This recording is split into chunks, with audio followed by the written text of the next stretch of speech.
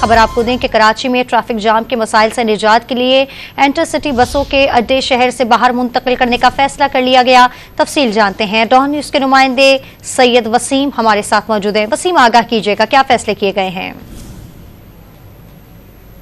जी बिल्कुल, देखें, कमिश्नर कराची सैयद हसन नकवी की ज़ेर सदारत आला सतही इजलास मुनक्किद हुआ है। इस इजलास में सेक्रेटरी ट्रांसपोर्ट, DIG ट्रैफिक समेत तमाम डिप्टी कमिश्नर्स, DG मास ट्रांजिट अथॉरिटी और दीगर मुतल्लिका अफसरान ने शिरकत की है। और इस इजलास के अंदर जो है वो दो अहम फैसले किए गए हैं। तो ये कि जो गैर कानूनी इंटरसिटी बस अड्डे हैं उनको शहर से बाहर मुंतकिल करने का फैसला किया गया है। इसी के साथ साथ दिन के औकात में हैवी ट्रैफिक के शहर के अंदर दाखिले पर पाबंदी के जो कानून है उसके ऊपर सख्ती से अमल दरामद कराने का भी फैसला किया गया है। कमिश्नर कराची की सदारत में होने वाले आला सतही इजलास में जो मुकामात जिनमें शाहीन कॉम्प्लेक्स और जो दीगर ऐसे रेड जोन के इलाके और जो सड़कें शामिल हैं, यहाँ पर जो हैवी ट्रैफिक है इसको बिलखुसूस जो है वो फौरी तौर पर सुबह 6 से रात 11 बजे तक जो है वो दाखिले की इजाज़त बिल्कुल नहीं होगी।